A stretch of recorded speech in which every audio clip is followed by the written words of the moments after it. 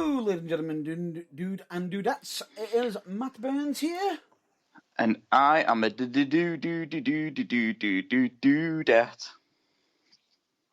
Are you now?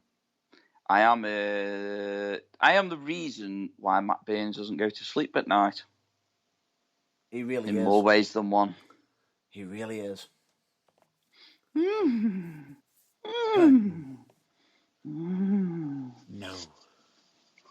See. Anyway, would you care to introduce yourself? Yes, I am Monsieur Irvine. That he is, and this is The Burning Truth. And wow, what a week. What a week indeed. Yeah. Before we even start, would you please, Senor Irvine, do the honours? Okay.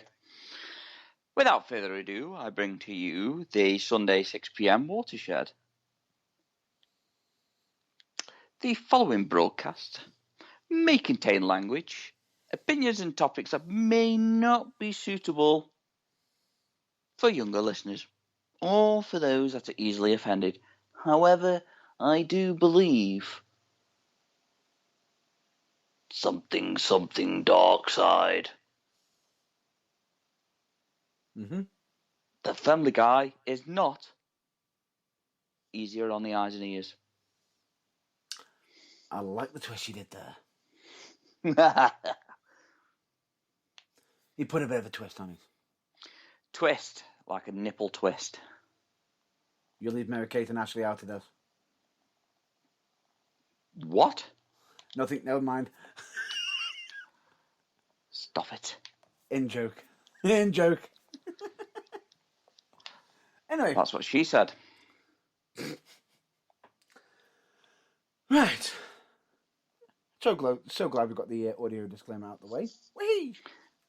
Whee! Of course, and as always, The Burning Truth is always in full support and advocates for Black Lives Matter. We are also advocates for hashtag speaking out, and we also would like to show our support for the LGBTQ plus community. That we do. That we do. Oh yes, that we do. That we do. We're always in full support, and as stated, the microphone is always available for anybody who wants to speak their mind on any of them topics as such, just as long as no accusations or anything that's going to get us into legal troubles. Yeah, in other words, nothing libelous. Bingo. Anyway, with that being said, we'll move on to the next segment, which is the Burning Truth blog. Which was this week's your vlog. Vlog. Yes. It was your turn, wasn't it? Was it my turn? Oh yeah, it was, because I was very sleepy. Yes. Sleepy Halo. Sleepy Halo. And even talking a bit of fashion. Oh yeah, a bit of fashion. Oh, shut up. Shut up, you fucking clown. Well, it's in the hashtag. It isn't a hashtag. You do the hashtags. I know. I get no say in them hashtags. It works. Hashtag fashion. Can you imagine now? Somebody goes, well, what's so fashionable? He's not wearing a t-shirt and he's got a big fuck off spike through his ear. You've been doing that, bro, since the early noughties. Probably even earlier than that. Yeah, but you were talking about something fashionable for the future. For me, that is, yeah. Yeah, exactly. Why not? Because Y is a crooked letter and Z is obviously no better. Of course. But before we digress and before we spoil everything that was discussed, check it out on the Burning Truth website. Don't you mean check me out? Oh, yeah. Giggity, giggity. Giggity goo. But anyway, we've got to get to the topic of wrestling, and oof. We have a doozy. Ladies and gentlemen, we have a doozy. I'm just going to say this outright. I know we've had a few people sit there and saying, "You're picking on them too much. Why are you picking on them?" Well, I have a simple answer for you. It's because they are absolutely fucking dog shite. They're not doing great. And they're doing things that are upsetting a lot of people. And you know what? I do not, in one fucking ounce of the word, put the blame on the talent. No way do Shoot the word straight out. I just about to say, I would never, ever put the blame on the talent. This is purely Vince McMahon and his little cronies that don't even know who the fucking hell Bobby Ashley is. Or is it Rick Astley? Or what gimmick goes where? Or how not to rehash a superhero gimmick. Oh. Stand back. Don't. It's not a hurricane coming through. It's Nikki ASH. Don't make me rage. Just don't. No, too soon. Nope, I'm not raging. Nope. At first, I thought you said, don't make me age. Well, I'm sorry, but the product of WWE is enough to turn anyone into a fucking old man. Listen to me for starters. Grumpy old man. Grumpy. I'm so grumpy. I'll give you that. Right now, I am literally that grumpy. I could put on a flat cap. I could go and buy a Volvo and drive around with a pipe in my mouth. Indubitably. Or I could go and buy a Jag, and sit there and moan about the traffic all day and blah, blah, blah, just sipping my triple malt whiskey and blah, blah. Yeah. But anyway, the point being is WWE have not been doing great. Not doing great? Wow, you're being polite today. I'm trying to not rage at the moment. Well, we all know how Americans hate the word cunt. Vince McMahon, you're a cunt. Your creative team are a bunch of cunts. And yes, man. And a bunch of yes men. Yeah. Gerald Briscoe and Pat Patterson were the only reasons why Vince managed to actually pull off the Attitude Era. And I don't mean with his hand. Or them dressing up in women's clothing either.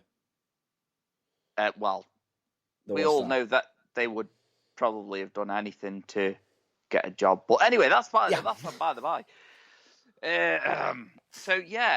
We have literally got so much to talk about with regards to not just WWE, but AEW as well. Positives, and there are some positives in WWE this week. I mean, there's been some funny moments, even though some of them are a bit mundane and a bit missionary, but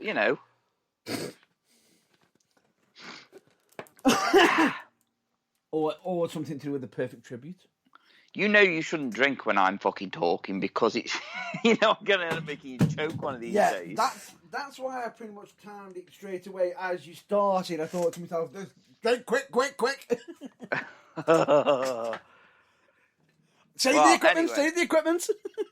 Anyway, I think what we should do is start with the obvious.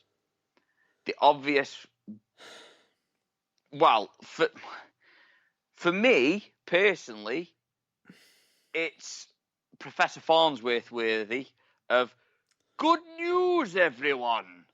And in case if anybody isn't a fan of Futurama, you need a life. Yes. But we mean that politely. Yes. I don't, but Mr. Burns does. Anyway, so I like it. I'm on form today. What can I say? I like it.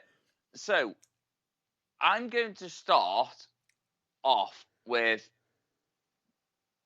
the release of Bray Wyatt. Because straight away, what I want to do is I want to start off with Bray Wyatt, and then I want to move. I know it seems a bit gobbledygook at first, but it'll make sense, trust me. It will. Then I want to move into a quote by Vince McMahon.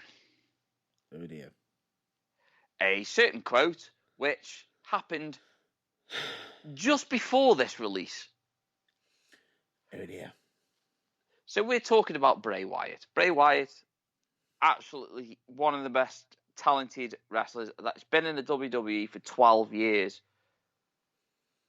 And he started off in the whole lower end of the scale. Was it Tough Enough? No, NXT. He was part of the NXT, the first batch ups when it was the boot camp. Not even the boot camp. It was just after the boot camp thing. I think it was more of the one where it was more like a. It was more like start-up promotion of the brand. NXT. A little bit where they had, they had to be teamed up with a pro. Yeah, so developmental stages then. I'd say sort of, yeah. When it was going through its certain primal stages of NXT, when NXT didn't know what the fuck it was. Exactly. So, now you look at NXT and it's just amazing, but whatever. Yeah.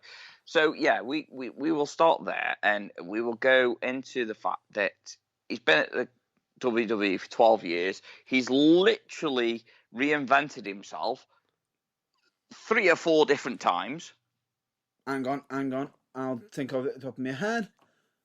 Yeah, think off it with the top of your head with typing on Google. No, this is not even on Google because I'll even mention it because straight away I can go through them. When he was in FCW, he was one of the Wyndham brothers. He was one half with Bo. Then you go from there. He went over to NXT. He was then Husky Harris for a short time. Then after the whole Husky Harris thing, he then had another gimmick, which is a bit similar to a certain character from a certain Teenage Mutant Ninja Turtles, Casey, gimmick that he had, which was something, Alex or something, I can't remember what it was off the top of my head. Then he went from there to then debuting Bray Wyatt, which was... The Eater of Worlds. No, it wasn't even the Eater of Worlds then. He was literally just the Wyatt family at first. Then he became the Eater of Worlds. Then he became the Face of Fear. And then immediately become the Fiend. And no, we're not talking about the Sex Fiend. No. So, bear in mind, he was having, before the whole, during the Husky Harris, before then, this is when they were literally just saying, we're going to take control of you, and they give him absolutely nothing but fucking garbage. He just went, can I actually just do my own shit? And got it the fuck over. Well, the whole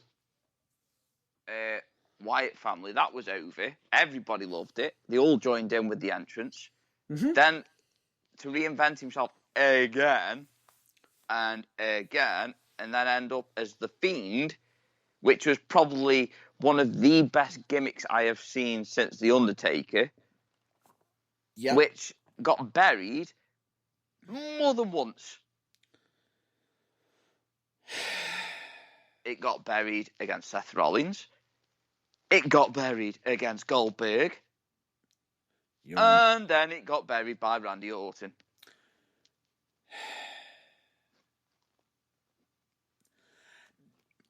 Is it me or is it just a reoccurring theme here? I think a certain post that I saw on social media summed it up best. Seen it. Which post? You're talking about the one with Randy Orton? No.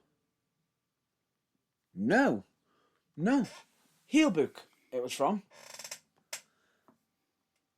Don't feel sorry for Bray, because bear in mind, be happy for him because right now in the current development of WWE when he was there, he only ever got put over when someone needed to be buried.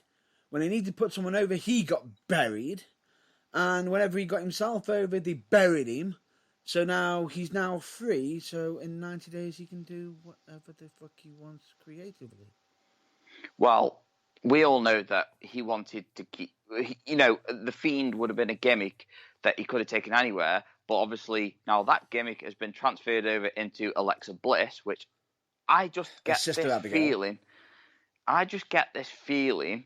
Yeah, Sister Abigail, which is his finishing fucking move. Yeah. How would you... Did your head explode when you got that? Oh, Sister Abigail is a move. Did you know that? Oh, so I'm going to make everyone believe that it is part of somebody's subconscious, or a ghost, or something of the sort that can be transferred into a woman's body. At least it wasn't the original Sister Abigail storyline where it was Bray Wyatt in a dress. Yeah, I'm so glad that never happened. Realistically, that would have been just like, what was it called? What? Oh, with McAvoy in it. And he's got, like, God knows how many personalities. Oh. What was the film called? Breaker? It's something... It was something like to do with mental break, because it was... Oh, God, that's going to bug me now. I'm Yeah, sorry. it is. I'm sorry. I'm going to have to fucking Google it. I am That's taking all up yours. the role of Matt Burns today. I am going to fucking Google it. Have you got it? Anyway, we'll just continue on. The point being is, it just comes across as if, like, they just gone, oh, we'll just transition this gimmick over to Alexa Bliss, and bye. Split. There you go.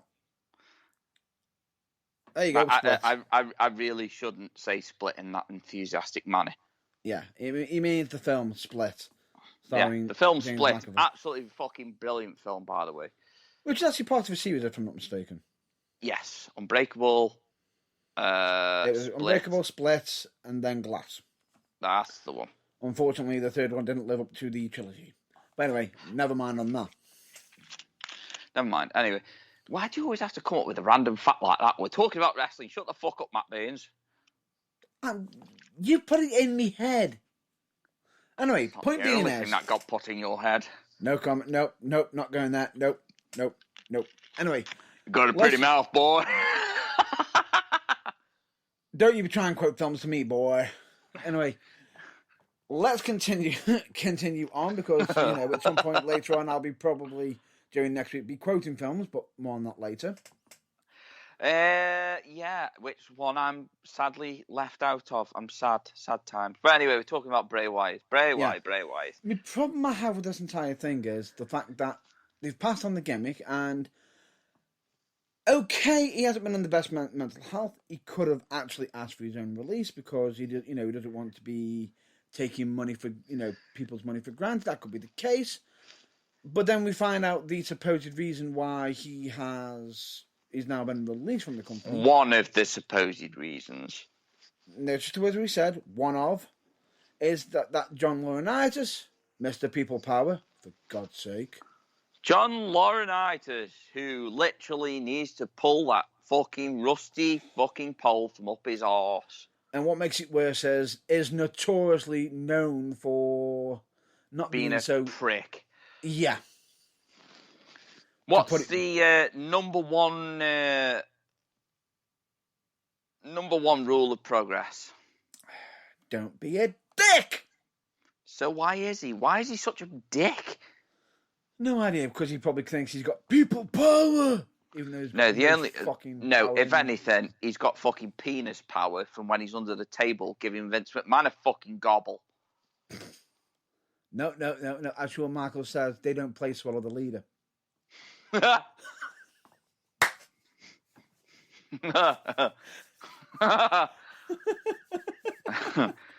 I had to. That thought never even crossed my mind.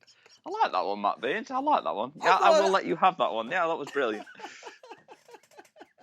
But anyway, the point being is he's now been let go. And if it is for the supposed reason that John Laurinaitis has done it as budget cuts, Again, if it Braun is, Strowman, anybody? what the fuck? If it is for budgetary cuts, then why is it the wrestler's fault? Shouldn't it be the the people who handle the money? Well, this is the thing. Because I saw that they are planning on doing another Super Showdown or Crown Jewel this year. And So that's going to cost them money to get all of that set up in Dubai. Yep. But then it'll be Dubai money, remember? You're forgetting about that. Yeah, it'll be Dubai money. But last time, they didn't even get the fucking money. No, they almost got delayed. You know, it's like, oh, well, we want the show, but you are not having your wrestlers back. Blah, blah, blah. It's like, what? What is this situation? Anyway, budget cuts again. Budget cuts. I'm sorry, but they had what they believe is one of their most profitable years last year. So what's changed? Oh, wait, nothing's changed because in actual fact, they've actually just had a quarterly meeting where they were heading into another most profitable year again. Exactly. So they're talking about record breaking. I just think they're talking record bollocks because it's not fucking budget cuts at all. They've got nothing for them creatively because they can't, or the creative writing team has fucked it up so much that they're actually embarrassed and want you to forget about them. Yeah, well, if I'm not mistaken, I think Renee probably brought it up best recently, if I'm not mistaken. Because didn't she actually put out a tweet saying that at least AEW don't treat the wrestling fans, not universe, fans... Like idiots. Like idiots. They don't treat them like that. No, they don't. And to be fair, we get pure wrestling, even though... She's had some backlash. I won't even get into that because it'll just annoy me. No, I know it will. But she's even had some backlash. Now, the funny thing about it is... Backlash for what, though? Backlash for what? Having an opinion? Having an opinion and basically stating that, how dare she, because most of her wealth that she's got was working from there. She's entitled to a fucking opinion. Yeah, we're all... See, this is the thing. If we grief somebody for having an opinion, that's our opinion on your opinion. We're not shooting down your opinion. We're not saying it's wrong. But what we are doing is debating it. It's a healthy debate. That's what happens when you disagree. You have a debate. Me and Matt Baines have been on many ends of debates with one another. Yeah, we have. And friends. We don't agree and see eye to eye on a lot of things. But at the end of the day, we're all still good friends, and we don't fuck around and we don't talk to each other like we're fucking idiots. Exactly. And on top of that, in the fact that we are having the conversation, we both end up becoming more enriched from it because we then learn the other side of the point and I think, maybe he has a point. Yeah, he has a point, and not the one in my pants.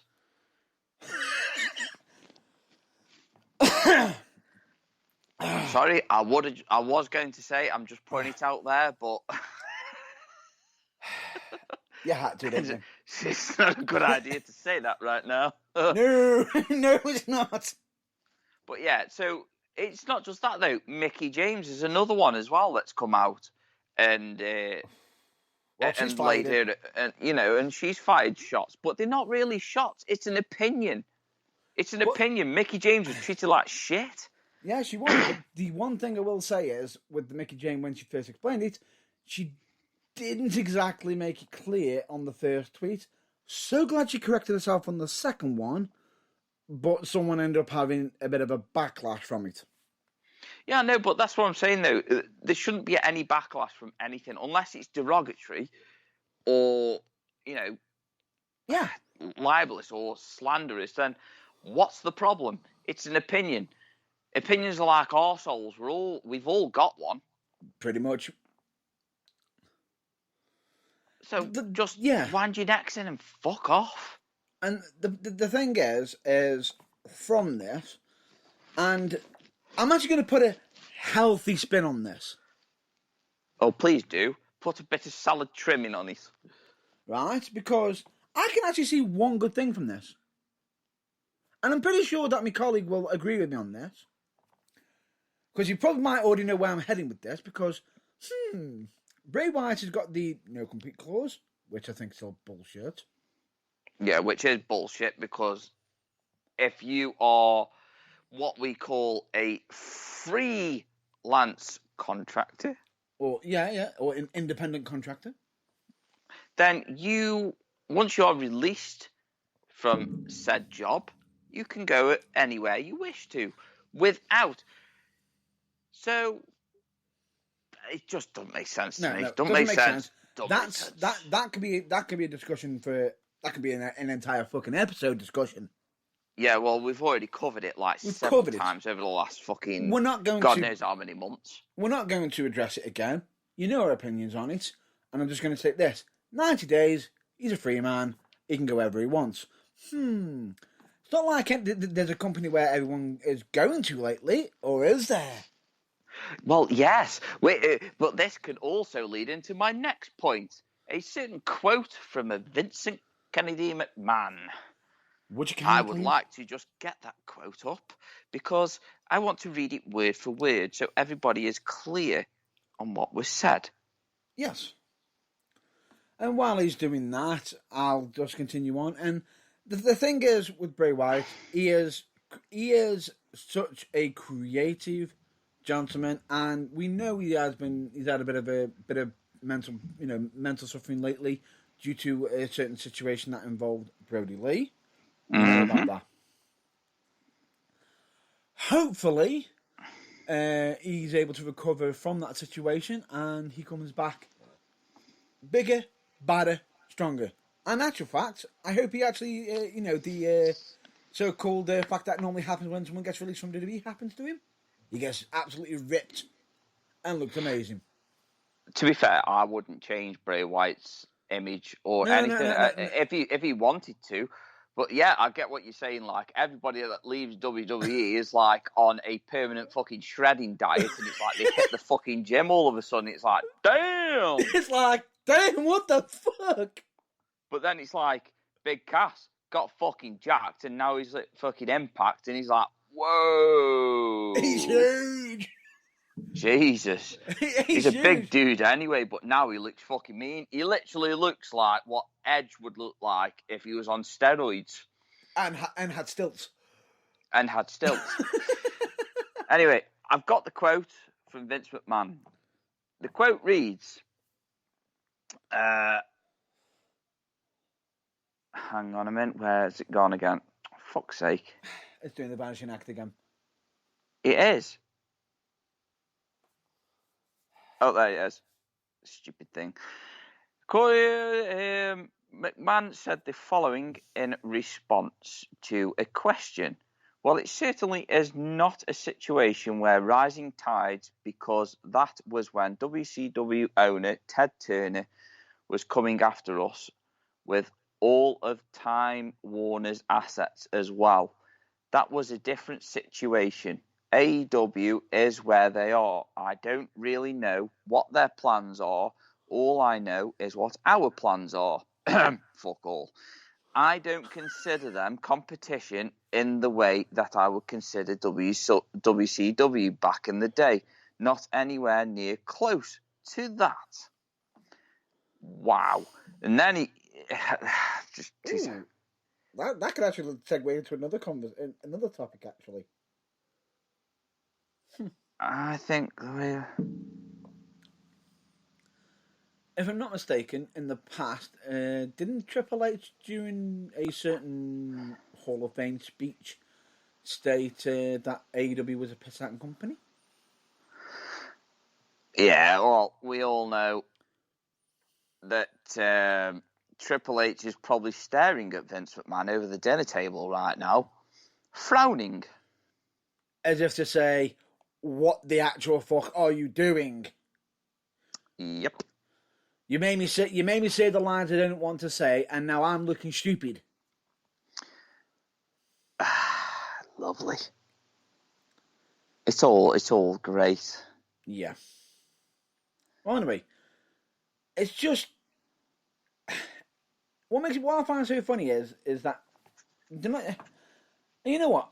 Straight immediately after this segment with Bray Wyatt, we're going to jump over to a bit of WWE and AEW shortly because you've actually reminded me of a topic that's actually come up during this week, which is I can understand why certain people were outraged by it, but me personally, I found it fucking hilarious. Yeah, I know exactly where you're going with that one. Yeah, but all I'm just going to say is Bray Wyatt has got the possibility. I found the last part of the quote that it was missing. I knew it was missing something. Please continue. So, after he said, I don't consider them competition in the way that I considered WCW back in the day, not even near close to that. I'm not so sure what their investments are. As far as their talent is concerned, perhaps we can give them some more. It's funny that he says that because not long after that, WWE released Bray Wyatt. That's funny. So, is that a teaser from McMahon already? Has he been in talks with AEW all this time? Is he frustrated with the lack of creative freedom with his character? I believe all of the above, plus everything that's happened with Brody Lee. That's not happened. He obviously lost Braun Strowman as well when he got released. So I can imagine that he's feeling really down and what have you. He's not getting the run that he deserves as the Fiend. So why should he stick around? Exactly. And it's not like anyone else has been, making conversations recently and making waves lately. Oh, wait. Because I know everyone keeps saying, it's official. It's not official until we see the graphic or they actually turn up on the show. Although I did find it interesting that they were teasing a certain individual a lot. Yes, we know. Darby Allin. You may as well have fucking kneed us in the balls. It was that fucking obvious what you were referring to. Jesus Christ. It's like, wow, best in the world. Even though you lay claim to the fact that you're the best in the world. Wow. Really? There's only one person that has said it like that for a while. And also hyping up that tickets on sale for the first debut of Rampage, which is in Chicago. Yes. Who lives in Chicago? I wonder if it's going to be clobbering time. I do wonder. And it's not like a certain group has suddenly started following the TNT page for it either as well. Damn, you have been doing some spying, haven't you little pervert? What? A certain music. I like to do my homework, that's what I'm just saying. Would this be a certain homework? But which version? I don't know about this because obviously I'm not a secret stalker like you, Mr. Beans. What about the original band that actually made the actual certain theme song that Punk used? The theme park. I know. Almost, I did slip up then. Yes. But anyway, so let me continue. The original. Sing the theme tune. I waited for that one then. Basically, all I'll just say to you is, cult of personality. Anybody? Ooh, are we going with that one, do you reckon? Well, they're following them. Interesting. So as you can imagine... personality. Need I say more? So, they even referenced that on the damn episode. Even though I do prefer the CM Punk version of that before... Oh, you mean the one that Randy Orton used originally? Uh-huh. Good song, but I think they ended up. I think it was too costly for them or something. Yeah, well, anyway, we of course are talking about CM Punk going to AEW. No, it is not official. Please stop saying it is official before I decide to slap you across the face with a wet kipper. Yes, even Cody Rhodes advertising it because I even had someone say to me, "You're calling Cody a liar? You're calling Cody a liar?" Yes, I can call Cody a liar because it's not even official yet. Has he signed the document? No, he could just be doing that just to get hit and likes. He's a promoter. The way that AEW do things is how WWE used to do things. Yeah. By it's Austin. You get your teasers, then he comes back. Or you got The Rock. You get the teasers, then he comes back. When it's Taker, teaser. You get the teasers, and then he comes back.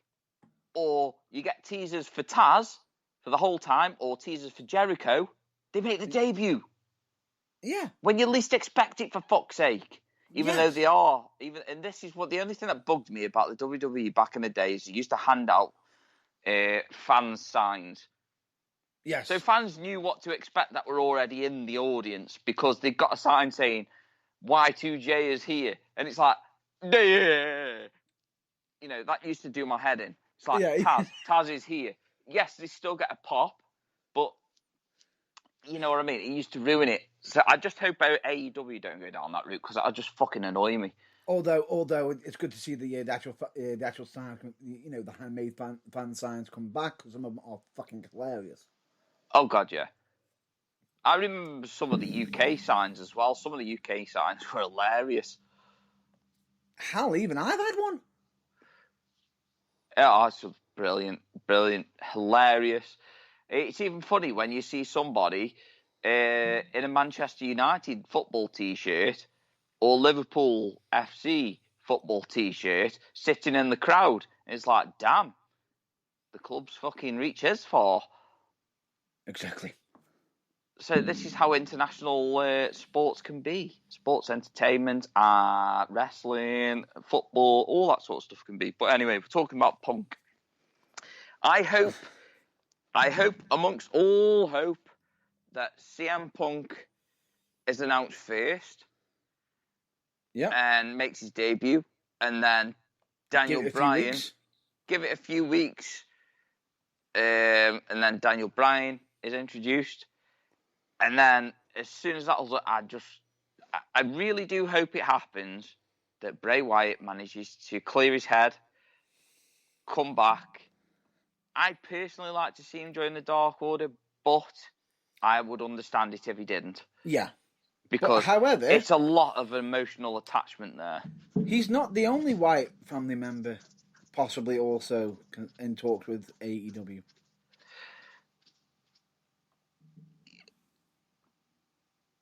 Now, this is one that I haven't read. If you're talking about Braun Strowman, where's that one come from? There's actually been speculation that he has actually been in talks with AEW possibly for some bookings. It might just be some set dates. It might be a short-term dates, possibly short-term appearances, possibly help put some additional talent over. Who knows? I don't know, because big guy wise, it would be interesting because we've already seen the Big Show and there's one Braun match I can just see. Shaq. Nope. No. There's one match I can see if Braun Strowman comes in, and it'd be a good match. Please not Snoop Dogg. Oh, hell no. Hell no! Do the Snoopy splash. We're not going down that route. Braun Strowman versus Lance Archer. Well, be a good match.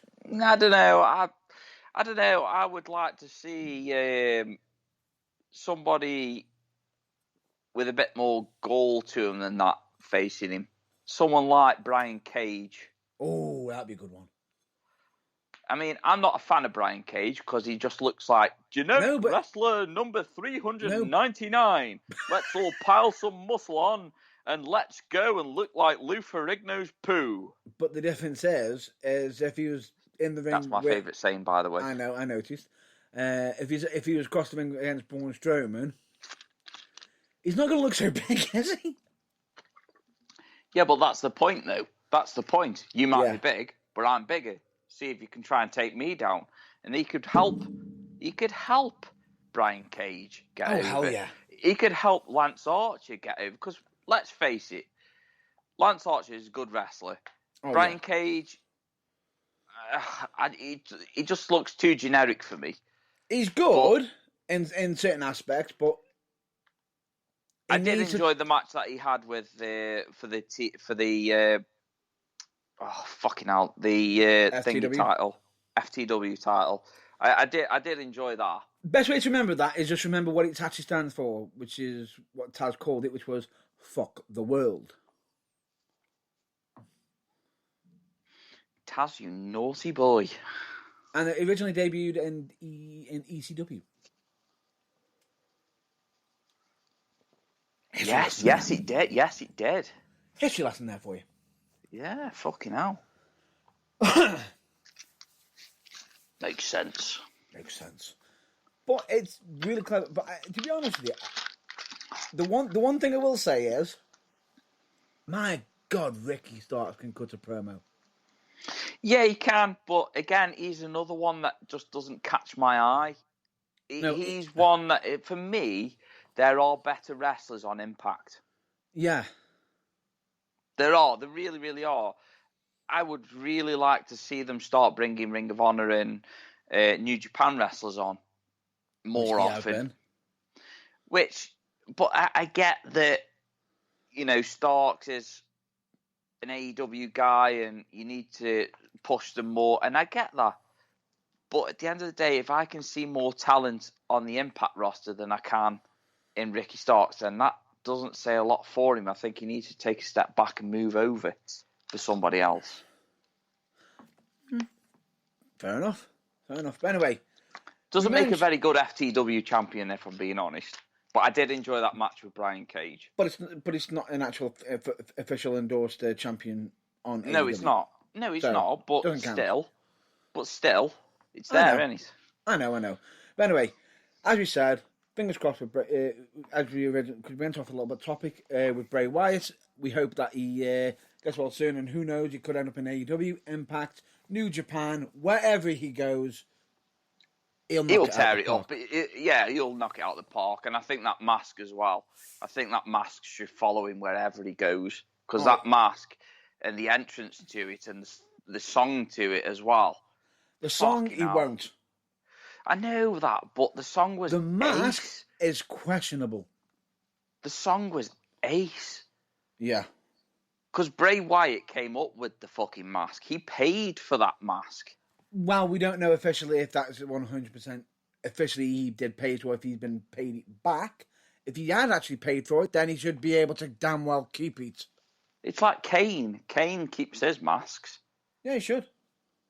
So, anyway. Anyway, we're going too far off topic. Going too far off topic. But anyway, let's just get back over to AEW. Now, I'm just going to point this out. That they're not competition for WWE, remember? Even though that they are doing better than WWE. And if they're not competition, why is WWE putting out a smear campaign? And why is WWE reacting to WWE in such a manner? Whoa. WWE to WWE? I said AEW. Right. Now, the problem is, what I find funny is, why is WWE putting out a smear campaign to AEW if they're not a threat? Do you know where the smear campaign is from? I don't know, but I'd like a slice. Love it. I see what you did there. Anyway, all we'll just say is, during a certain match involving Chris Jericho and Nick Gage. Yeah, it's not Nick frickin' Gage, it's Nick fucking Gage. Hopefully that's the only match he'll be doing on AEW, because you could tell he's not a wrestler. And he got carried by Jericho. Yes, he did get fucking carried by Jericho. You could literally see Jericho calling everything to him in the fucking ring. Look. It's almost like if you ever watched the old show, the old British show Games Master, left, right, or them old Saturday morning television shows where you got people on the phone trying to control people over the phone. Yeah, exactly. Left. Right. God, yeah. Fucking hell. Yeah. Or Anyway. like the Crystal Maze. Yes. In the dark rooms and the blindfolded challenges. Left. Right. Jump. Switch. But anyway, point being is, now, I will say this, is I didn't expect Nick Gage to decide, oh, this is not going to work for me. I need to make him bleed. Let me get a pizza cutter. Yes. How many pizza cutters did it? I wonder if he picked up one of the fans after he got beaten by fucking Matt Cardona. Which was after. This was after, I believe, if I'm not mistaken. Now, if anybody knows how to get heat. Oh, yeah. Wow. We'll cover that in a minute. When the ECW fucking title, you get heat. More on that in a minute. Just duck and cover. Right. All I'm just going to say is, was it smart for AEW to, as he decides to slice Jericho's head open, oh look, an advert for Domino's Pizza. Yeah, Domino's Pizza, but that's not where it stopped though. It didn't Grab a stop slice! there. It didn't stop there at all. Please so continue. You've got Nick Gage cutting Jericho's head with a fucking pizza cutter, which I can guarantee you that was bladed. I don't think he fucking cut him with a pizza cutter at all, because he had blood on his face already. Yeah. But anyway, we're not talking about the realism, and they're not.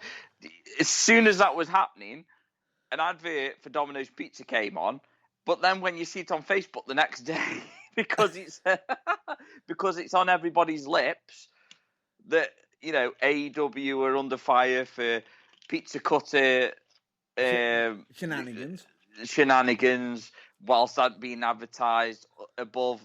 Well, whilst Domino's Pizza has been advertised underneath, but then I was scrolling through Facebook, and as that was being fucking said about Domino's Pizza, fucking Papa John's come underneath.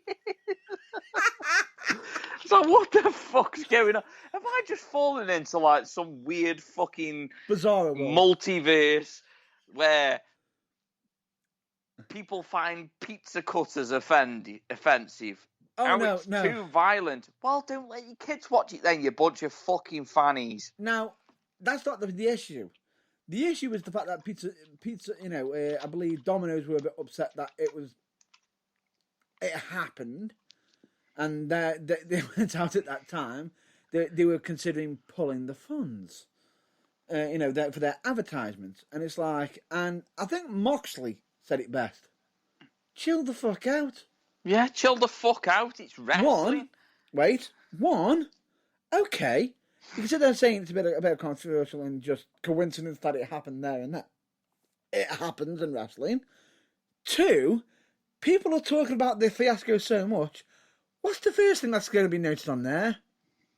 The word Domino's Pizza. How many times is that going around? Domino's Pizza. It's free fucking advertisement. Yeah, I was just about to say. And it's been spoken about by practically every single wrestling fan. Now, can you imagine how much business you might bring in if you actually stand by it?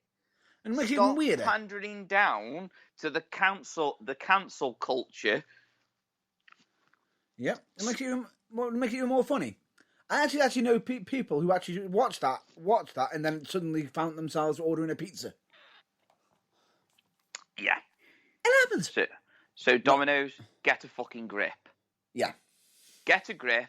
You're a bunch of fucking idiots if you pull your funding. If you pull your funding. But yes, stop being a bunch of babies. Yes, we understand that it might not suit your family image and everything, but you've also got to understand the product of what you've actually put into as well. You're just as much as to blame to actually put it into it. Yes, not every wrestling company is going to be child friendly and everything, but the point being is, you're still getting noticed. Yeah, I'm not being funny though, but New Japan's more violent than AEW. It's very rare that AEW goes that violent. Yeah, exactly. And that was a one-off thing. It was the labour trials of Chris Jericho. And it was. The labours of Jericho. So, come on. I mean, he's facing now on Wednesday. That's right, isn't it? Wednesday. Yeah, Wednesday. So Wednesday, he's going to be facing one of his old nemesis that he actually fucking had. What was it for? It was Mask for... Oh, you mean ages ago when it was like a Mask for Championship, when it was in WCW, his biggest rivalry, his biggest nemesis, which was the Juice Juventud Guerrera. Yeah. And by the way, credit to MJF, the way he actually brought it up. The fact that he actually used the past on AEW, where a comment that was blurted out by Jericho. Genius. MJF is just fucking... He is just... He's the best heel out there at the moment. Yeah. He is. He just does everything right. At least he doesn't fucking refer to things as being missionary.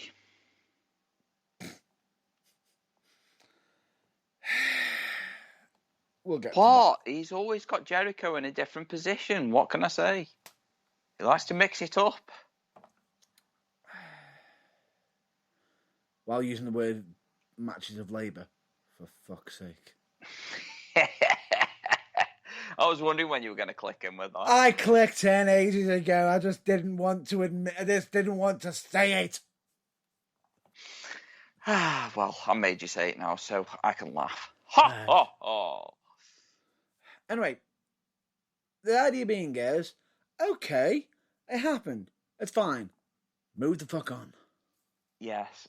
It's a non-fucking topic, really. And another thing as well, if you're going to be watching AEW with your kids, then you should at least know what kind of product that you are watching, because the product of the pizza slicer, shall I put it as Pizzagate?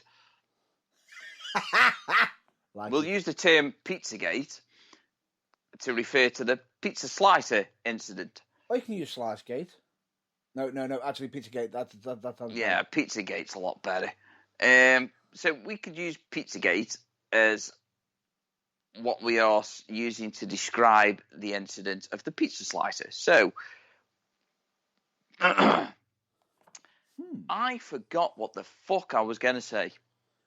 Pizzagate, Slice of Life, and probably say calm the fuck down. It's free advertisements. Oh yeah, so it's like the product that you're going to be watching, and the whole Pizzagate decision was discussed with TNT before they did the match. It's not like back in the Attitude Era where they just did things without saying anything to the provider.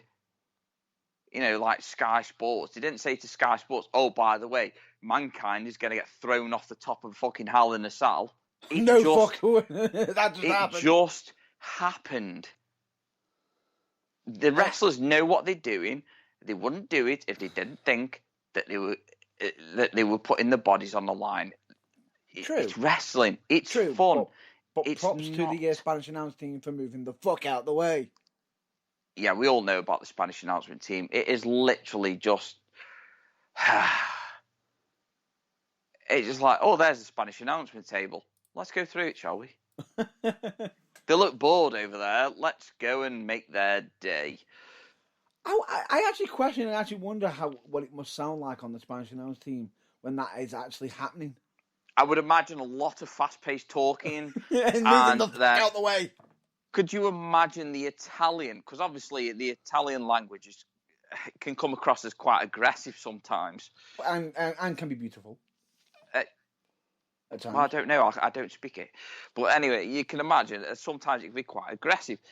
Can you imagine that, the Italian language? If it was the Italian and I his desk.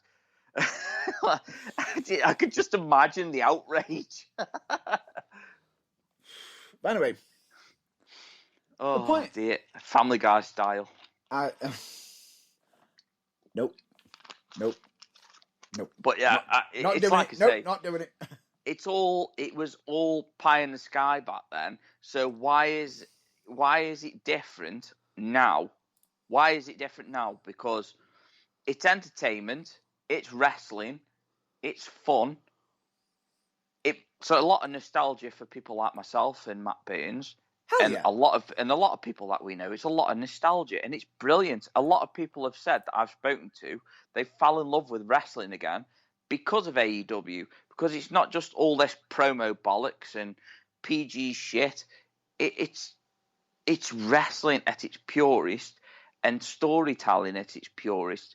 So if people aren't happy with that, don't watch it. Go and watch the WWE. Nobody wants you at AEW. If you're going to be questioning why a pizza cutter was in a segment on a wrestling show. Yeah. It was discussed with TNT, so that just goes to show to me that AEW are doing things the right way and have respect of the TV company that they are working for, whereas WWE back in the day in the Attitude Era, they didn't, because they just went out and did things, which in turn gave us brilliant fucking matches, brilliant segments, but also segments that will stick in our mind for the rest of our lives. But also some segments that are unforgettable for the wrong reasons as well. Well, yeah, we all know what Edge's penis looks like now. No, I wasn't going to refer to that one. I was going to just say a certain incident that happened at a certain pay-per-view called Over the Edge. Oh yeah, no, let's not talk about that. We're not going to talk about it. I'm just saying, but that's how unpredictable. Yeah, exactly. Which made it must-see TV. Exactly, and that's what AEW are doing now. I'm sorry, but they're doing it right, and hopefully they'll end up making their own special moments like the WWE did back in the Attitude Era.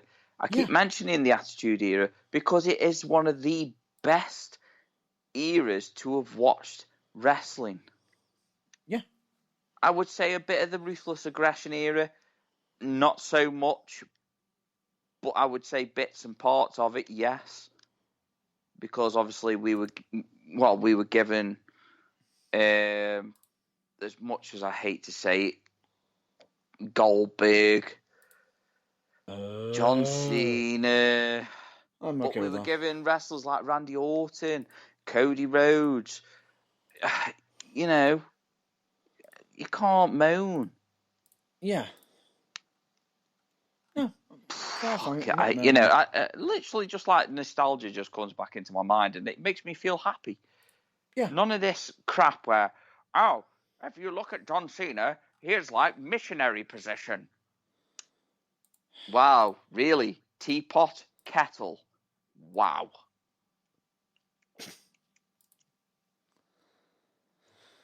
All right. Shall we segue back over to WWE now? Yeah, because I just had my little rant over that. Yeah. God, for the first time in a while, I had a rant. Yeah. Yeah. A special rant.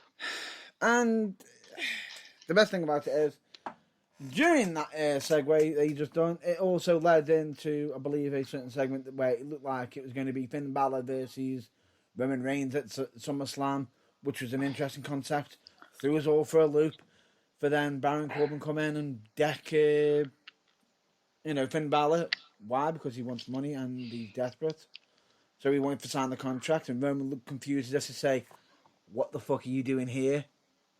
Am I going to knock your teeth down your throat now?"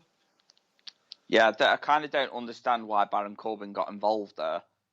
It's nothing that John Cena couldn't have done himself. Which he did do.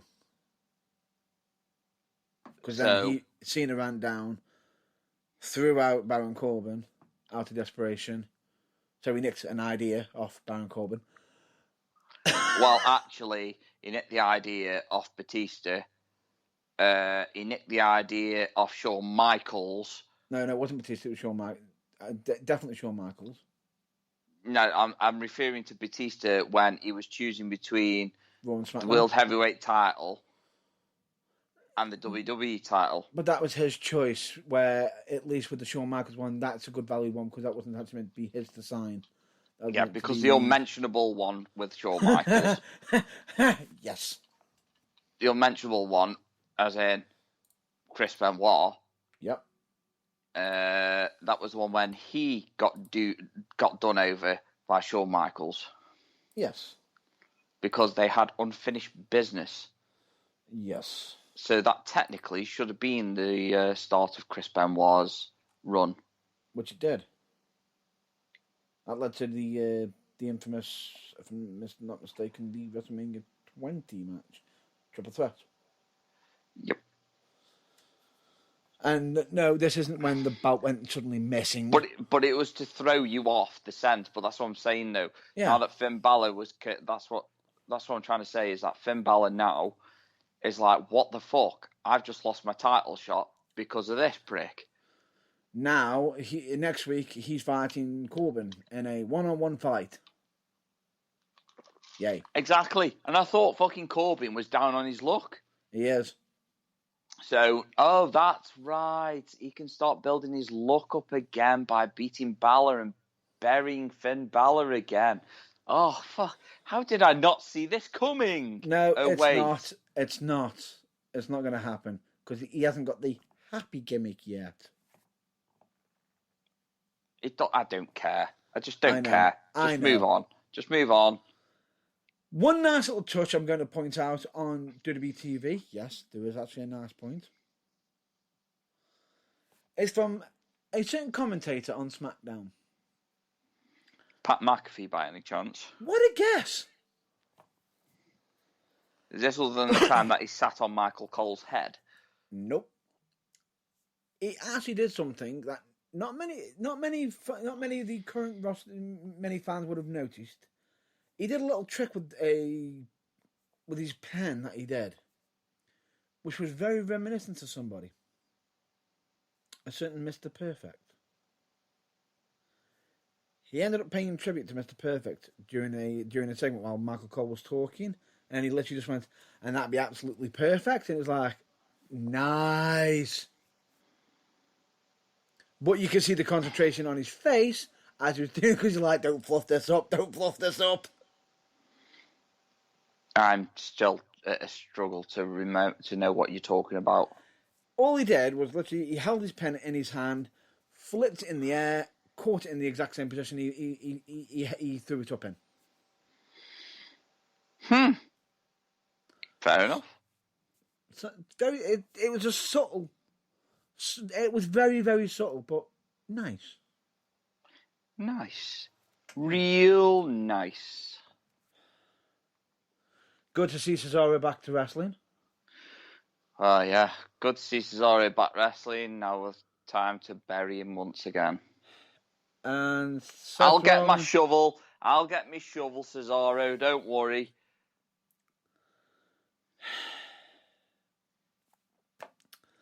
Then we get Edge and Seth Rollins. Now, I'm sorry, but the way Seth Rollins attacked Edge didn't make sense. It never does.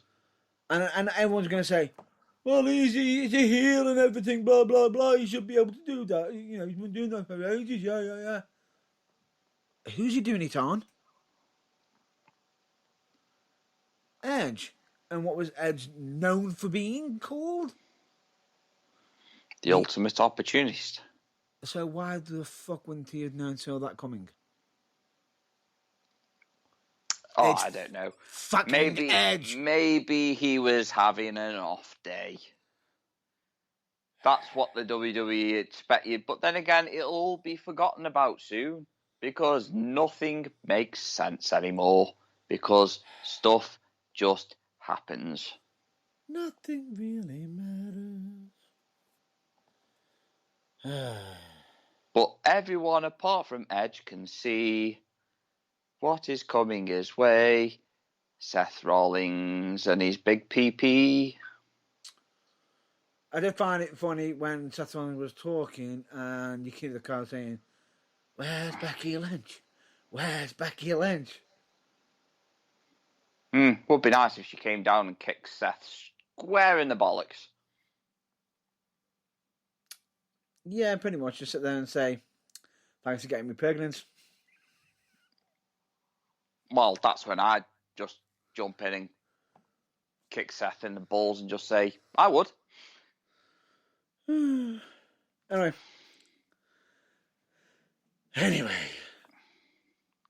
as much as we could rant about it and everything, and I feel as though we've been on this topic for forever, WWE, get your backside into gear, because I'm telling you this now, this is the worrying part.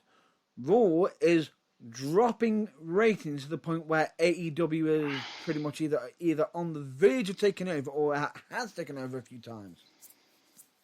Over a flagship show. I don't know what Raw's ratings are right now. I don't buy into the whole ratings. I just... No, but this is the thing. We don't care. The funny thing about it is, supposedly, that, and this is what I don't get. WWE, you should be caring about certain things, about your fans and everything, and yet you don't seem to. No, you don't. I think what will happen is it will be a case of, eventually, what will happen, a case of AEW have achieved what WCW couldn't achieve back in the 90s. Yeah. And that's how I can see it going. That's the way I can see it going. I think right now, if AEW was to go head-to-head with Raw, I think they'd flop. Because Raw is still pulling in massive ratings. Raw will still be pulling in ratings, even though with the third hour would be... boring. Fucking hellfire. Can you imagine? Yeah, but the thing is, AEW is perfect where it is. Doesn't need to. No, it doesn't need to move. Doesn't need to move. And it's healthy to have that competition there, even though Vince McMahon will tell you otherwise. Yeah. Because we all know how much of a fucking idiot he is. But I digress. But bearing in mind the fact that AEW is actually being able to build up to have another television show, Rampage. Yep. And it's not just going to be like Dark, where you have like... Undercard? Yeah, when you have the undercard on the show. It's going to be, just like SmackDown, a second flagship show. Yeah. And if I'm not mistaken, Mark Henry's going to be on the commentary on that one as well. Yes. I think it might be a little bit too soon for another flagship show. But we'll have to wait and see. At the end of the day, I can see it being better for storytelling. Exactly. And instead of it being just weekly, and this is the scary thing about it, is when it's weekly, you've got people chomping at the bit. They're now getting that much momentum to the point where they need to have an extra wrestling show. It's getting that good. The wrestling is getting that good. Which leads me to my next point of, it is that good until you see something that I see that was not that good. Go on. And yes, this is AEW related. So like we said, we don't just pick on WWE. Even though it is the biggest pile of shit lately I have seen in a long time lately. We do it because we love wrestling. But until I saw this bit, I was enjoying AEW until I saw a certain group claiming to still be the Bullet Club, the original Bullet Club, Kenny Omega and the Young Fuckers. They were promoting a certain movie that's coming out, or has come out, whichever. It's not really a movie I'm interested in because it's just pissing on the legend that is Michael Jordan. And that is Space Jam 2. In this, they face off against a tag that looked very familiar. And yeah, they also look like they're wearing Val Venus's old trunks. But you didn't see that, did you? No, I did. But I didn't expect. No, I saw them. I just didn't envision that in my head. Hello, ladies. The whole I lost my penis incident. Anyway. Oh, pee choppy. So, we have this I can't even remember what they were called because I was that annoyed by what the Young Bucks did. So they were promoting Space Jam. They were known as the Elite Squad. Yeah. So they were doing a bit where they were doing their tag finish. Yeah. On the outside of the ring with a basketball net. Yep. And literally had him in the what's their the Young Bucks finisher called? More bang for your buck? Oh God, it's even named more terrible than I thought. No, that's the high flying maneuver one. Which it depends on which one it is. It's like the thingy driver, assisted driver. You know the one with the tombstone drive, the tombstone one. Yeah. It can either be classified as Indie Taker or the Meltzer driver. Meltzer driver, that's the one I was looking for. There you go. So they were doing the Meltzer driver on the outside. He was. I don't even give a shit what the names are, to be honest. One of the Young Bucks. There's one difference. The opponent. Oh, God's sake, what? There's one difference. The Indie Taker is the one where it's just a springboard jump into it. The one with the flip is the Meltzer driver. There you go. Well, I think it was a spring taker then, because Indie Taker then. Indie Taker, because I don't think there was a flip on it, because a basketball was involved. Yeah, it would have been a bit more tricky. Oh, just don't. It just reminds me of fucking that song Tricky. And that's all I can think of when I think of them two idiots. It's true. No, I'm not doing it. No. No, don't you dare. So anyway, they were under the basketball, going into the Indie Taker, and he jumps over the top rope to try and put the ball into the net and, drive the tombstone into the ground. Fails, misses the basket, and makes the Indie Taker look even more shit than what it does anyway. Oops. It looked fucking awful. And I don't want people thinking I'm just picking on the Young Bucks, because I admire their athleticism. But I only admire it when it makes sense. It doesn't make sense to me. How can super kick, how can that make any fucking sense? Doesn't. Super kick. It is. It's like fucking Roman Reigns. It's like Superman punch. And kids buy into that shit. Stop raising a fucking generation of kids on wrestling where it's like, you've got to be fast, you've got to be athletic. You don't need those things. Wait. He needs to cock his fist. It is what? He needs to cock his fist like a shotgun.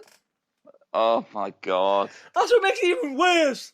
I know. It's like, I've got to cock my wrist like a shotgun in order to fist your face. Or that's how sexual that sounds. It's just terrible. I know. And to be honest with you, I will say this. This is where I think Edge was really clever at Money in the Bank. Roman Reigns, just before he does a spear, ooh, screams it out, doesn't he? It's like, yeah, no one can hear that. As he does it against Edge, he goes, ooh, what does Edge do? Fucking spears him. Yeah, exactly, because Edge is a veteran. You know something? I nearly said veg then. No. Veg is a veteran. No. Veg is Stop a it. veteran. Stop it. But anyway, I don't want people thinking I'm just taking the piss out of the Young Bucks, because genuinely, I don't like indie wrestling. I like it when it's... No. You do like indie wrestling. You just don't like it when it's done in the wrong way. Yes, exactly. When it's too indie. Yes. When it's far too indie. When it's like... Super move. He gets a spin. He should be dead. Kicks out at 2. I have to say this now.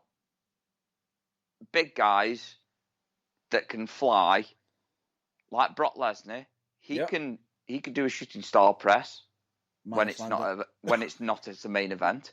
Or WrestleMania, land on his head. I've just said it's a main event. Yes. And then you've got like other big guys. Didn't Big Show used to do moonsaults? Well, I'm not 100% on that one. I don't want to quote that. I'll let you fucking quote that one. No, I'll But quote you've that got one like because Vader. Giant. You've got like Vader, Bam Bam Bigelow. They all had high flying moves. They were big dudes. Yeah. So you can't tell me that you need to be small, agile, thin to pull off high flying moves. You don't need it. Shawn Michaels didn't base his career on flippy dippy doodah. No. He had his finishing move, Sweet Chin Music. He had an elbow off the top rope. Yeah. And I'm pretty sure that just because he was slim and athletic, that he wasn't going to be jumping and doing 450s off the top fucking rope and ruining his body before he was 50. I'm not even mistaken. Even before he did the Sweet Chin Music, he had the teardrop suplex until someone said, "Just do the fucking kick." Yeah. It's a finish. And that's what I'm saying, though. A super kick is a finish. And people like the Young Bucks have made a super kick into a laughing stock. Yeah. It is a laughing stock now, and we used to love Sweet Chin Music because he does the stamp beforehand. Boom. Sweet Chin Music. Yeah? Yeah. Boom. You knew it was coming. Yeah, and exactly. You got the fucking... Is it the Jackson brothers? What do you mean? The Young Bucks. Matt Jackson and Nick Jackson. So they are the Jackson brothers then, Matt Burns. But, yeah, they're called the Young Bucks. Yeah, so I'm just going to call them the Jackson brothers because I'm sick of saying Young Bucks. So the Jackson brothers. You could say the other name that they had. A part of I don't care. No, I'm not after a fact. I just want to get my point across. You could always call them Generation Me. Could they were self-centered? Please continue. Please continue. Jesus Christ almighty. Continue! I'm trying, but you never shut up long enough. I'm being quiet now. Please continue. You're still talking. I can still hear you. And his team... No, I won't do that. Anyway, so my point is that the Jackson brothers are just taking indie wrestling. They're making it into something that shouldn't be classified as wrestling. We have a saying that wrestling is not ballet. I'm not saying that a lot of hard work doesn't go into ballet. I'm just saying that wrestling is not ballet. You are slamming your body into a fucking canvas.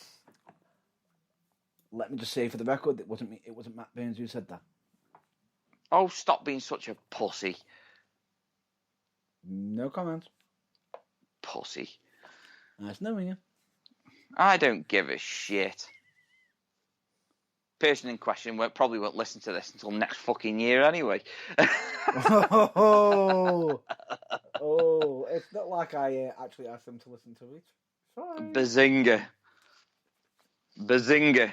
Oops. Anyway, it's like I say, they're just taking indie wrestling and turning it into something that shouldn't be. I don't understand why a match has to be so fast-paced. It doesn't need it. It doesn't need to be, because by the time the audience is caught up, you're lying on the mat, gassed.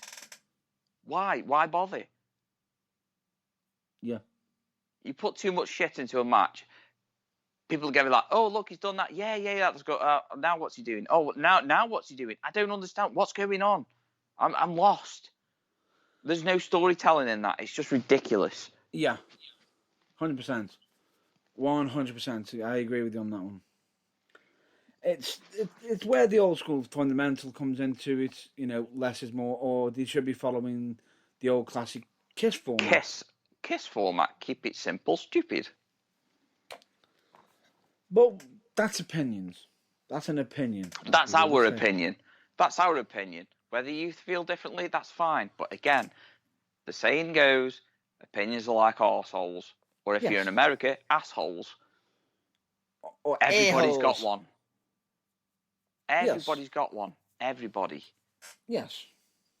It's not that we don't care about your opinion. It's just the fact that we have our own. Yes. Anyway, I think we should move on. Can we? Yes. Right.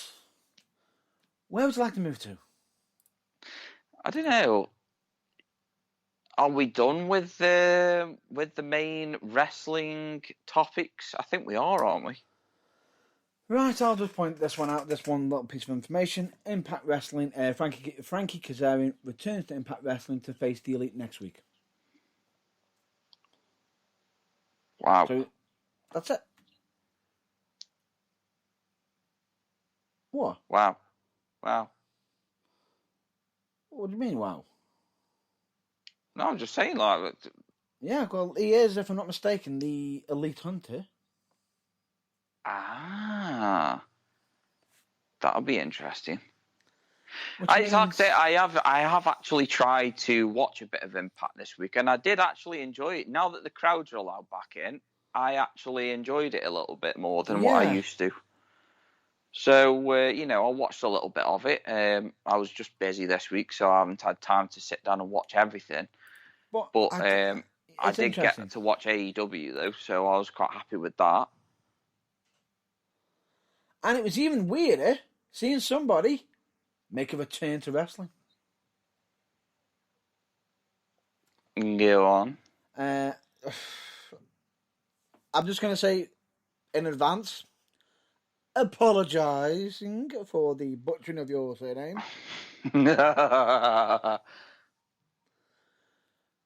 It is Matt Renwald. Okay, fair enough. Formerly known as Aiden English. No freaking way. Debut at Impact Homecoming. No way. Aiden English. Fucking hell. That is a name I have not heard of for a while. Yeah. And not only was it just that, if I'm not mistaken, he also won the tournament. Oh, so they've thrown him right into the mix then. He won the Homecoming King and Queen tournament. Hey, you know what? Hats off to him. What was he up to before that? Not much. He was actually doing doing other things. And the best thing about it is, he's even got his own nickname as well, calling himself the Drama King. I can see that working actually. And he's now just become the king, king and queen of the Homecoming at Impact Wrestling. Good well. But good to see him back. And they have been debuting him with vignettes for 2 weeks and everything during the Slammiversary. But good to see him come back. Great wrestler, phenomenal worker. Sounds good to me. So, as we said, as we keep saying to people, don't just ignore Impact. It's all good. It is all good by the sound of it. I actually do question that theory that we had a while back. If a certain person from AEW has purchased them. Yeah, that is making me wonder, or whether it is just the forbidden door. Now it's been opened, it brings a whole new world to wrestling. And the fact that it's doing absolutely amazing and, bringing everyone together. in such a magical and wonderful way. Mm-hmm. Enough said? Yeah. Oh, I'll tell you what then, now that we're moving on, Yeah. I want to talk about next year. Something for next year, for the love of wrestling. Now, I don't know if anybody's going to be attending Liverpool for the Love of Wrestling event, but I know I will personally. And we've had a couple of new announcements. Mm-hmm. So far, obviously, I'm excited to meet Jeff Hardy. So I shall be meeting Jeff Hardy next year and having my picture taken with him. I cannot wait. And I am literally going to be slapping that in everybody's face. No, I'm staying optimistic. No, hopefully about it. It is going to happen. No, I'm just saying hopefully he gets over his COVID situation. Well, yeah, that's a given though, isn't it, really? Yeah, it is. But yeah, hopefully Kurt Angle reconfirms, because obviously I'd like to meet Kurt Angle so I could talk about his broken freaking neck, because I've not heard enough about it just lately. He is there. I know he's... Oh, for God's sake. Please continue. Shut up, Burns. And just announced you've also got Sammy Guevara. You just had to take my thunder, didn't you? What? You just had to take my thunder, didn't you? I was just about to announce that one, but no. You just thought, I'm Matt Burns. I like to piss on James Irvine's fire. However, I don't think they're done yet. I don't think they will be done, because obviously last week they announced the appearance of Darby Allin. So that'll be interesting. No, it's not just that. I am hoping amongst all hope that Sting will be there. Possible, but are you ready for the even bigger one that I think there's a possibility of? Because there's a certain stage being set up for the event. A certain Firefly stage. Now, why would they have that set up? A certain Firefly stage. Well, obviously, it's going to be obvious that fucking either Alexa Bliss or The Fiend will be making an appearance. But how can The Fiend make an appearance when he's no longer part of the WWE and we don't even know where it stands with the rights to the character? True, and bear in mind that his dad's there. His dad's there. It doesn't matter. It's still interesting. Never say never. Well, we'll see. But yes, Shawn Michaels will be there as well next year. JBL. Just trying to think of some other Nasty wrestlers. Boys. Nasty Boys will be there. The Dudley Boys, they're another ones that I want to meet. I think Bully Ray is doing a separate signing.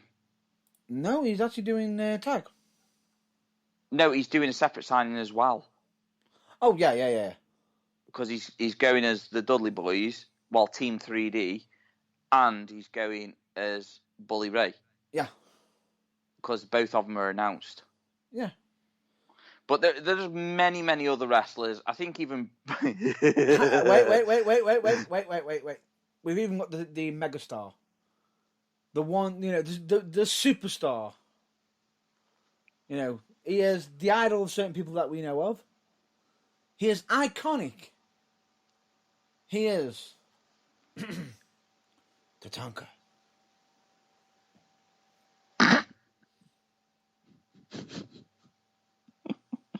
You're a dick. What? You are a dick. Why?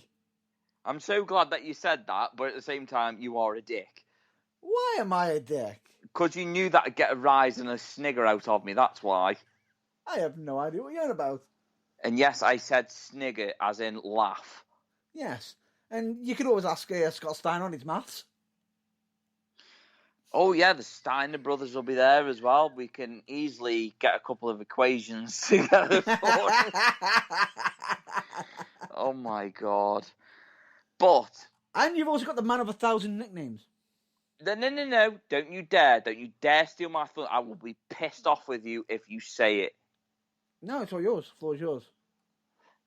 The man of 1,000 names But the one that we know him by the most is Brutus, the Barber Beefcake. Or the Booty Man. Oh my God. Oh, there's another one there that's also gone through some bad names. Yes. All I'll just say to you is British Bulldog will probably never let him down because he fell flat on his ass, if I'm not mistaken, during a certain segment. Yep. I'm wondering if Davey Boy Smith Jr. will be there as well. Well, I doubt it because he's actually been doing some trial matches at WWE, hasn't he? Yeah, but you don't know that, though. Anyway, let me just continue. In case you're wondering who I'm referring to, he is the Shark Master. But also known as Tugboat, but also known as Fred Oatman. Mm-hmm. Do you know what? I would love as much as I'd love to see Stone Cold Steve Austin there, because I would be like severe fanboy moment. Oh, hell yeah. I see what you did there. I had to. Trent, you're so funny. You're welcome. And you can also ask Earl Hebner about the Montreal Screwjob. Yeah, Earl Hebner. Earl Hebner. And I wonder if you'd be tempted to ask a request of Lillian Garcia to do your ring entrance. Oh God, don't start. Don't start. What? You're making me dream. Be awesome. Be memorable. Yeah, you fucking would. I don't think you'd ever see a fucking wrestler fapping in the ring before.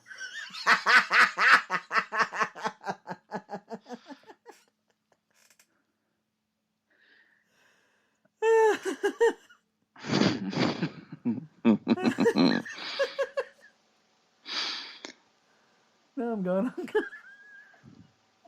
Catch your composure.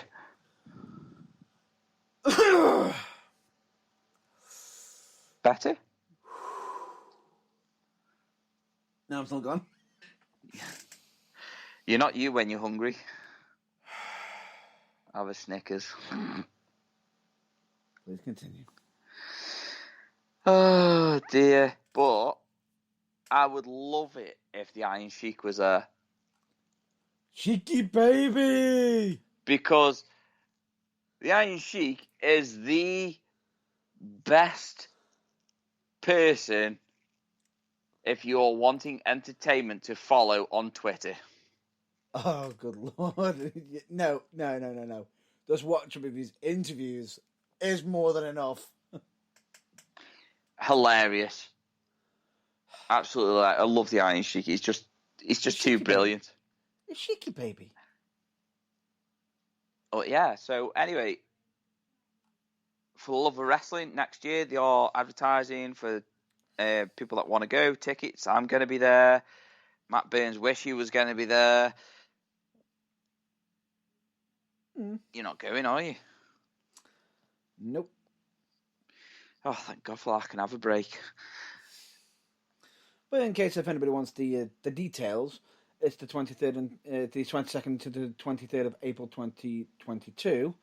Exhibition Centre, Liverpool, King's Dock, Port of Liverpool, 16 Monarchy Quarry, Liverpool, L3 for FP UK. Now I know you Googled that shit. I didn't Google that shit. I've got the website up.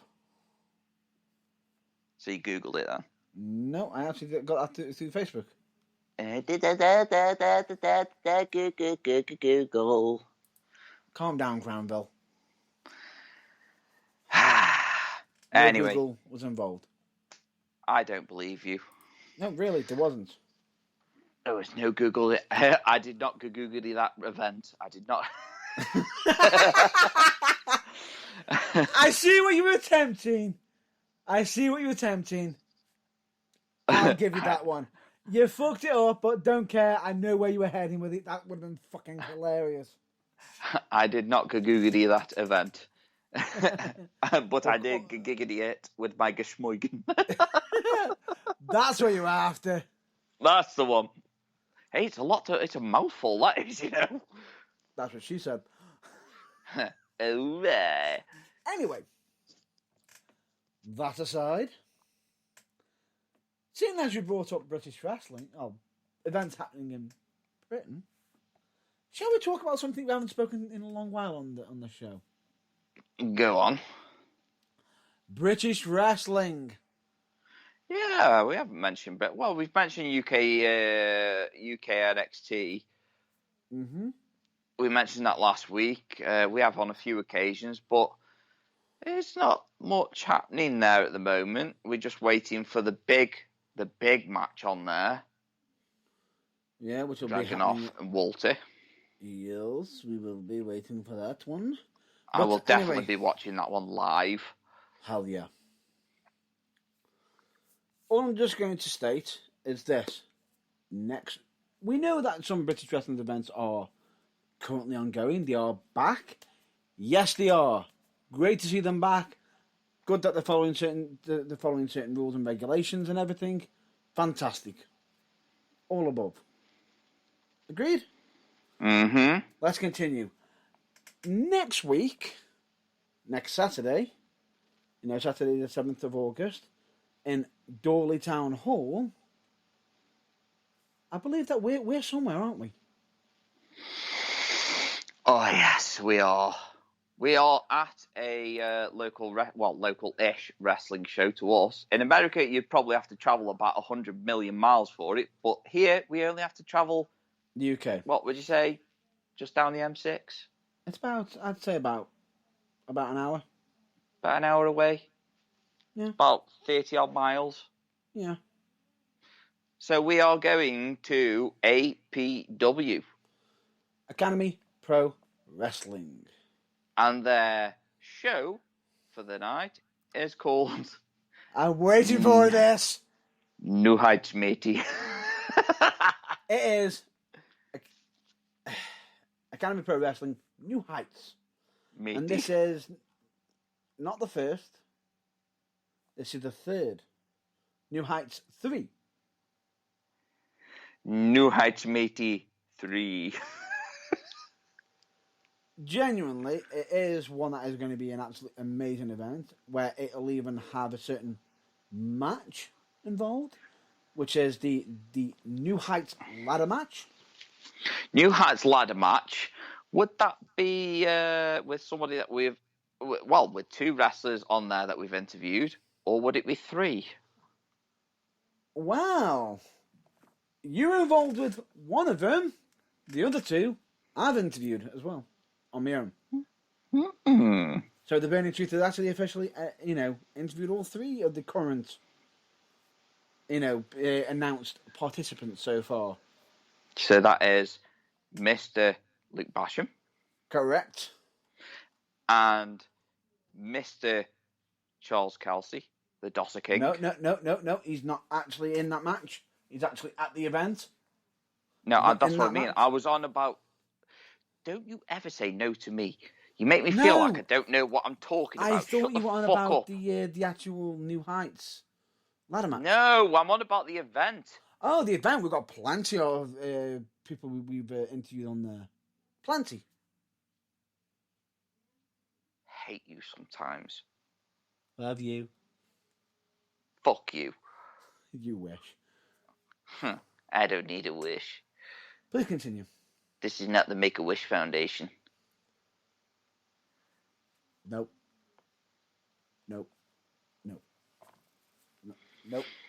Not doing it. No. Please continue. Anyway, we've got Charles Kelsey. We have got Luke Basham at the event. And who was the third one then? Well, we've actually got Stephen Keane, Eddie Cobain. Ooh. Joe Black. Ooh. Joey Sanchez, Regan, and many more. And currently announced for the New Heights ladder match, we have got Luke Basham, who is being announced as match entrant number 1. We have got Eddie Cobain, who is match entry number 2, and also was the first ever APW champion. Mm-hmm. And we've also got Stephen Keane on there as well, with him, who is a top-notch competitor and genuinely is not one to be overlooked. But Basham is... I'm going to speak more about Basham as well, because before the whole situation, I believe that Basham ended up having, over the past 2 years, he's had to go through 2 surgeries to recover from an ACL rupture as well. Ow! Yeah. And he's returning to the square circle right now, wanting to win this match to be straight back into that Academy Pro Wrestling Championship title run, which is currently being held by Joe Black. So it could all, new things are on the rise. It's going to be good. Just from them 3 names already, that is already going to be an absolute amazing match. And believe me when I say this, last year's, New Heights ladder match was pretty much a knock it out the park. Can I just ask, can you imagine every single time Joe Black gets hit? Yeah. You can just imagine Deadpool on the side just going, oh, racist.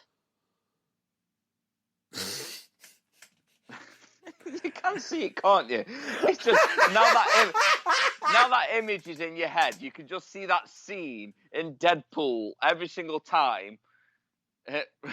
Every time. I can't. Oh my god! What the fuck? You just see it every single time. You just go, yeah, Basham's racist. Yeah, Gabane's racist. Just crack racist. Crack racist.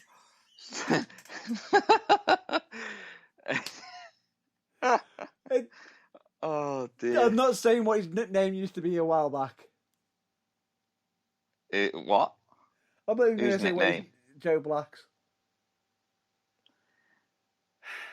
He was at one point known as Mighty Joe Black.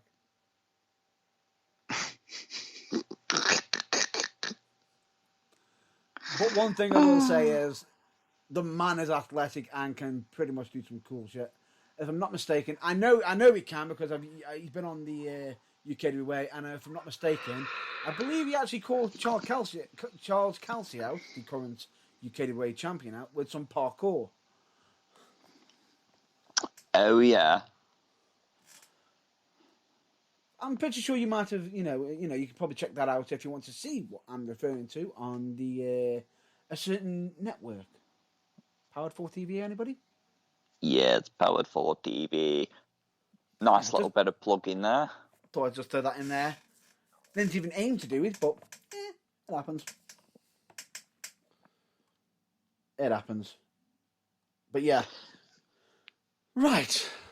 I'm quite happy with every single topic that we have covered today. I was just about to say. But we've got one more to cover. Go on. And it's to do with next Friday.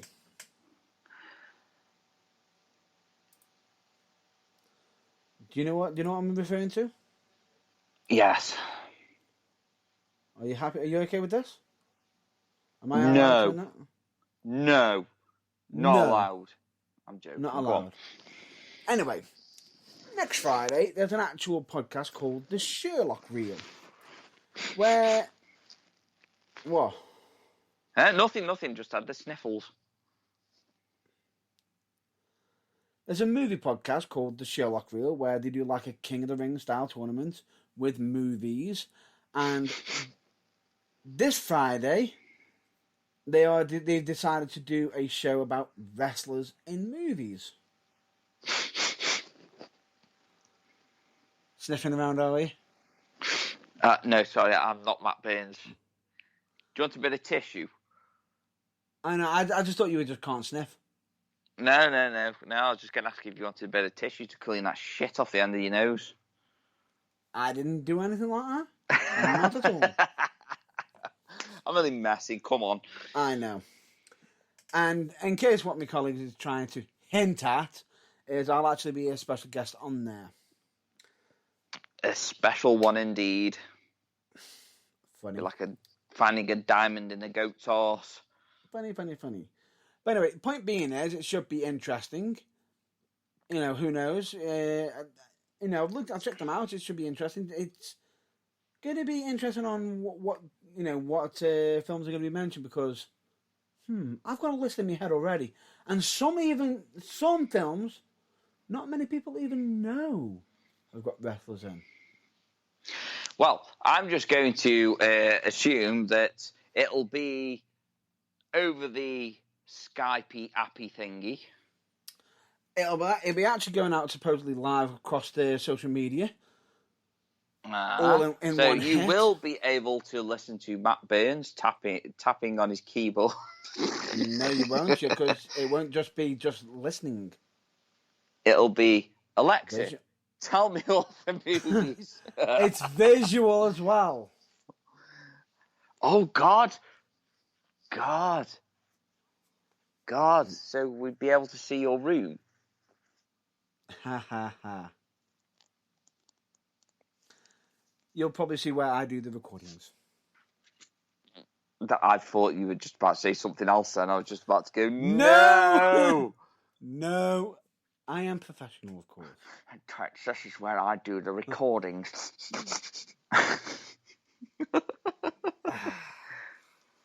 The only reason why my internet's slow is because I own Pornhub.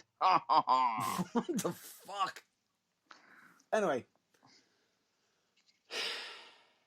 I'm just going to say, appreciate if anybody wants to check it out. They do actually have some of the videos on YouTube if you want to check any of their current lot, but it's going to be potentially, from what I've heard, on YouTube and across social media. Yes, and just to state a fact, just in case everyone was wondering, no, I will not be on the show. Why? Because I'm not allowed. It's not that you're not allowed. I got asked. Don't shoot the messenger. Like, you know something? You don't want Irvine on the show. He's too blue. He was like, no, we don't want that shit on there. They've probably listened to us and probably thought you were too blue. Probably. I'm blue, Aberdeen, Aberdeen. Aberdeen, Aberdeen. Who the fuck's Aberdeen? No idea where the fuck that came from. Where the fuck? I'm blue, Aberdeen. Aberdeen's in Scotland. What the fuck are you on about? It's in the Highlands. Why have you done an Irish accent? I have no idea. I do an Irish accent.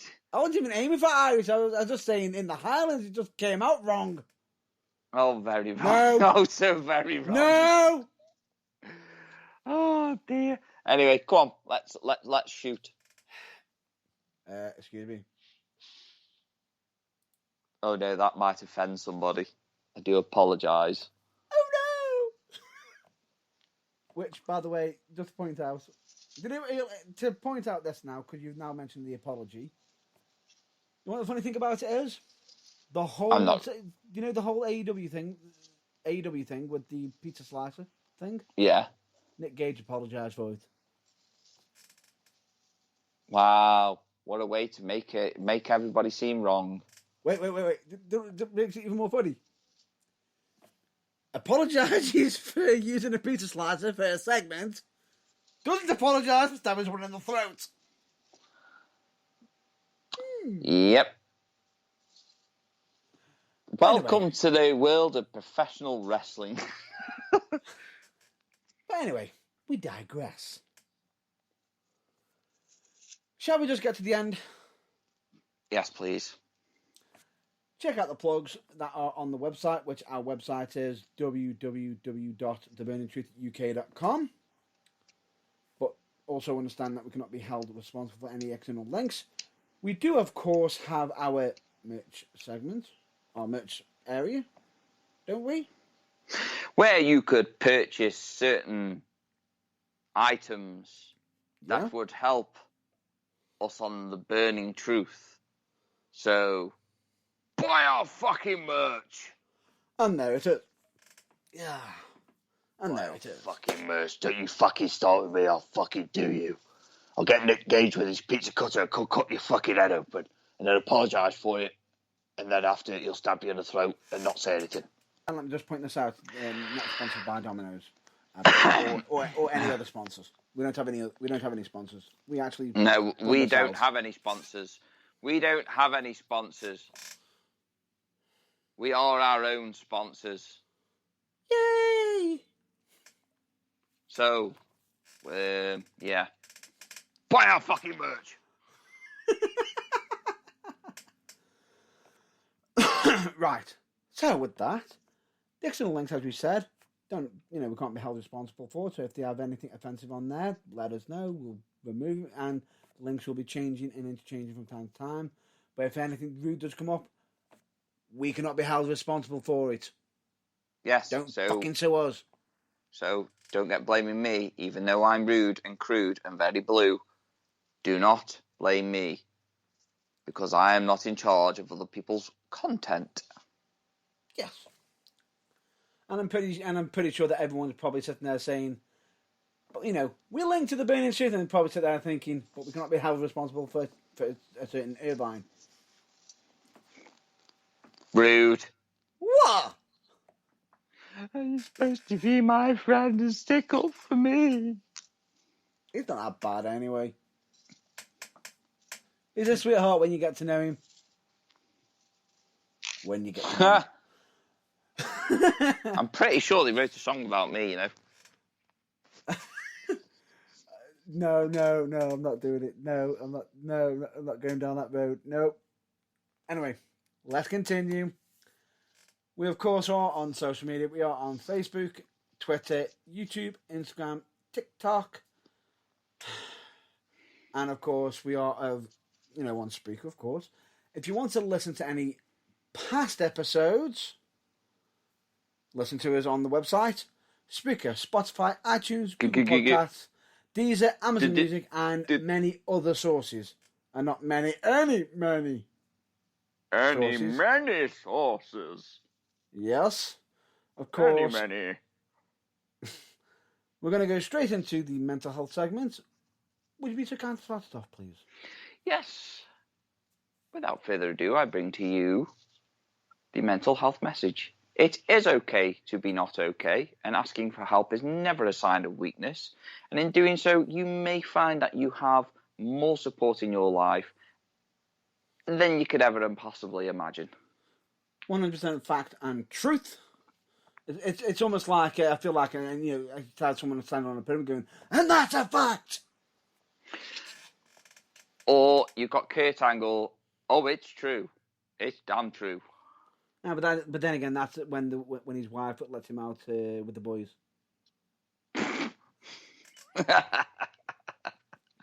Yeah. Sorry, my bad. Had to.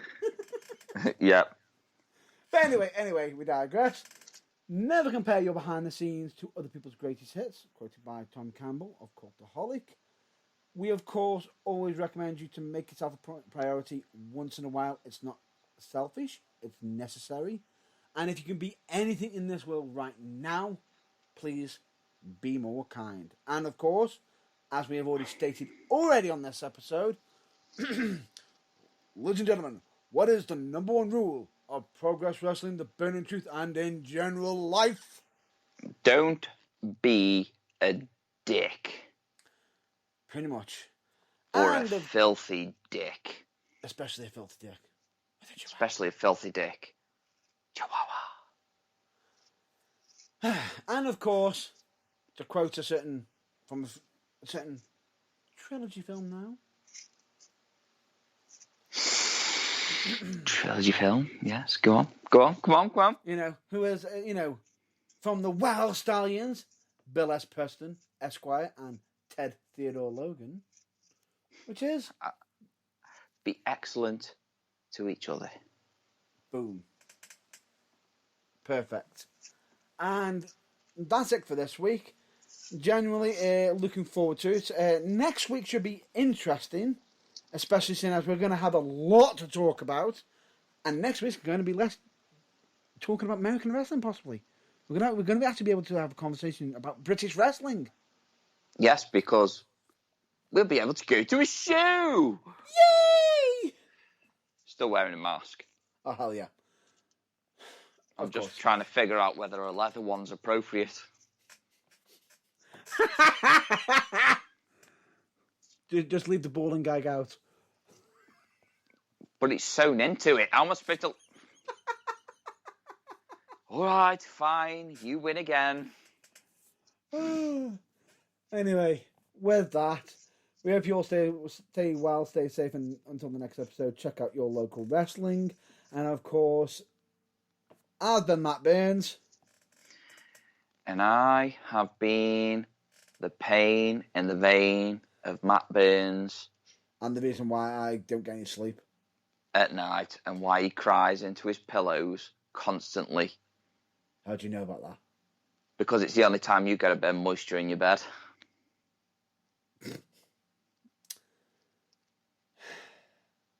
Nope.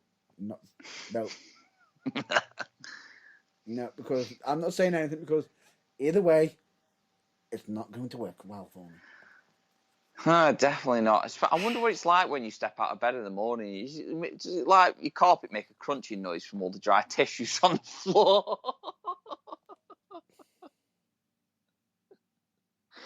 It's like walking over a bag of crisps. Or in America, as they say, a bag of potato chips. Or just chips. Anyway, or just chips. Anyway, French fried potatoes. Anyway, we digress. Name's Scruffy. Or Cletus. Get off the damn roof! Anyway, moving on. Hey, Cletus! Anyway, before we digress and go into madness. Again. I'm Matt Burns. He's been James Irvine. You have been listening to The Burning Truth. It has been emotional, and we'll hopefully catch you next week. Until then. Don't forget your dildos. Until then, catch you later.